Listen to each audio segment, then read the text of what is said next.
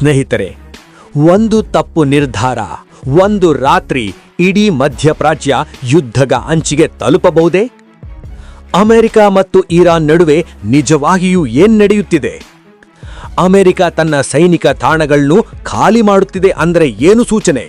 ದೊಡ್ಡ ದಾಳಿ ಬರಲಿದೆಯಾ ಅಥವಾ ಇದು ಇನ್ನೊಂದು ರಾಜಕೀಯ ಆಟವೇ?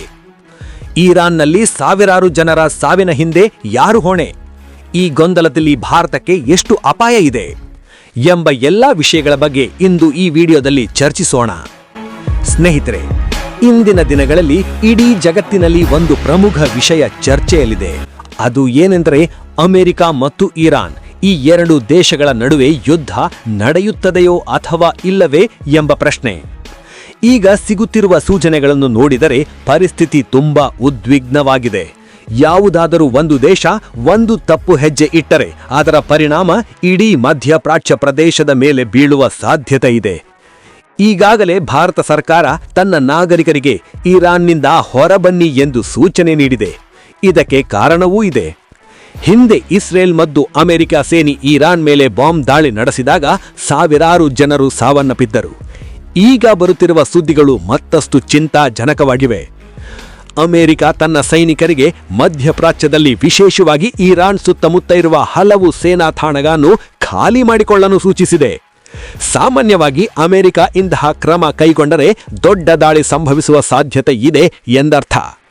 ಇರಾನ್ ದೊಡ್ಡ ಮಟ್ಟದ ದಾಳಿ ನಡೆಸಬಹುದು ಅಥವಾ ಅಮೆರಿಕ ಇರಾನ್ ಮೇಲೆ ದಾಳಿ ಮಾಡಿದರೆ ಪ್ರತಿಯಾಗಿ ಇರಾನ್ ಅಮೆರಿಕದ ಸೈನಿಕ ತಾಣಗಳನ್ನು ಗುರಿಯಾಗಿಸಬಹುದು ಎಂಬ ಆತಂಕವಿದೆ. ಇರಾನ್ ಈಗಾಗಲೇ ಸ್ಪಷ್ಟವಾಗಿ ಹೇಳಿದೆ, ನಮ್ಮ ಮೇಲೆ ದಾಳಿ ನಡೆದರೆ ನಾವು ಇಸ್ರೇಲ್ ಮತ್ತು ಅಮೆರಿಕದ ಸೇನಾ ತಾಣಗಳ ಮೇಲೆ ದಾಳಿ ಮಾಡುತ್ತೇವೆ ಎಂದು.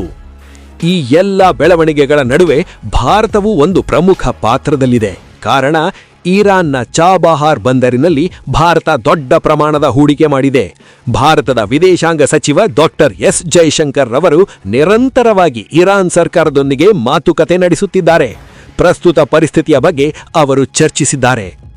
ಇದೀಗ ಡೊನಾಲ್ಡ್ ಟ್ರಂಪ್ ರವರ ಪಾತ್ರವು ಹೆಚ್ಚು ಗಮನ ಸೆಳೆಯುತ್ತಿದೆ. ಇತ್ತೀಚಿನ ಬೆಳವಣಿಗೆಗಳ ನಂತರ ಅವರು ಹೆಚ್ಚು ಆತ್ಮವಿಶ್ವಾಸದಲ್ಲಿದ್ದಾರೆ.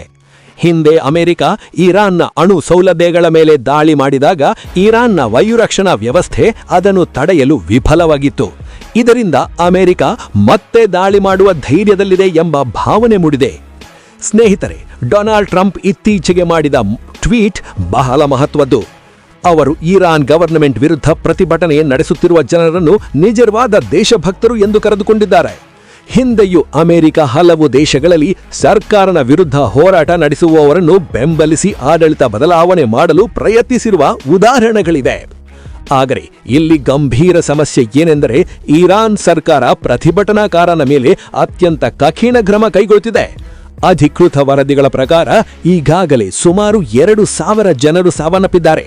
ಕೆಲವು ಪಶ್ಚಿಮ ಮಾಧ್ಯಮಗಳು ಈ ಸಂಖ್ಯೆ 10,000ದಿಂದ 20,000ವರೆಗೂ ಇರಬಹುದು ಎಂದು ಹೇಳುತ್ತಿವೆ. ಹಲವರು ಕಾಣೆಯಾಗಿದ್ದಾರೆ. ಮೃತದೇಹಗಳ ವಿಡಿಯೋಗಳು ಸಾಮಾಜಿಕ ಜಾಲತಾಣಗಳಲ್ಲಿ ಹರಿದಾಡುತ್ತಿವೆ. ಇಂತಹ ಪರಿಸ್ಥಿತಿಯಲ್ಲಿ 2 ಸಾಧ್ಯತೆಗಳಿವೆ.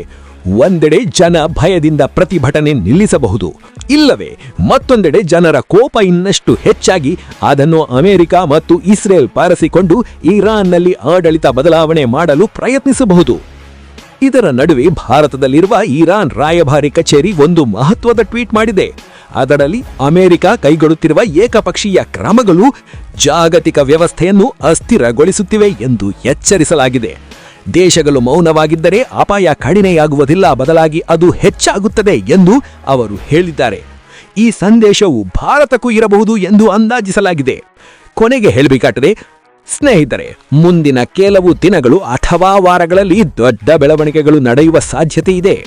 ಯುದ್ಧ ಸಂಭವಿಸಬಹುದು ಅಥವಾ ಕೊನೆಯ ಕ್ಷಣದಲ್ಲಿ ಪರಿಸ್ಥಿತಿ ಶಾಂತವಾಗಬಹುದು. ಏನಾಗುತ್ತದೆ ಎಂದು ಈಗಲೇ ಹೇಳಲು ಸಾಧ್ಯವಿಲ್ಲ. ಆದರೆ ಡೊನಾಲ್ಡ್ ಟ್ರಂಪ್ ನೀಡುತ್ತಿರುವ ಹೇಳಿಕೆಗಳನ್ನು ನೋಡಿದರೆ ಏನೋ ದೊಡ್ಡ ಘಟನೆ ನಡೆಯುವ ಸಾಧ್ಯತೆ ಇದೆ ಎಂಬುದು ಸ್ಪಷ್ಟವಾಗಿದೆ. ಏನೇ ಆಗಲಿ, ಈ ಬೆಳವಣಿಗೆಗಳು ಭಾರತಕ್ಕೆ ತುಂಬಾ ಮಹತ್ವದ್ದಾಗಿವೆ. ಮುಂದಿನ ದಿನಗಳಲ್ಲಿ ಪರಿಸ್ಥಿತಿ ಹೇಗೆ ಬದಲಾಗುತ್ತದೆ ಎಂಬುದನ್ನು ನಿಕಟವಾಗಿ ಗಮನಿಸಬೇಕಾಗಿದೆ. ಸ್ನೇಹಿತರೆ, ಈ ವಿಡಿಯೋ ನೋಡಿ ನಿಮಗೇನನಿಸಿತು ಅಂತ ನಮಗೆ ಕಾಮೆಂಟ್ ಮಾಡಿ ತಿಳಿಸಿ. ಉಪಯುಕ್ತ ಅನಿಸಿದರೆ ಲೈಕ್ ಮಾಡಿ ಮತ್ತು ಇಂತಹ ಹೊಸ ಇಂಟ್ರೆಸ್ಟಿಂಗ್ ವಿಡಿಯೋಗಳಿಗಾಗಿ ನಮ್ಮ ಚಾನೆಲ್ಗೆ ಸಬ್ಸ್ಕ್ರೈಬ್ ಮಾಡೋದನ್ನ ಮರೆಯಬೇಡಿ. ಹೊಸ ವಿಷಯದೊಂದಿಗೆ ಮತ್ತೆ ಸಿಗೋಣ. ಜೈ ಹಿಂದ್, ಜೈ ಕರ್ನಾಟಕ ಮಾತೆ.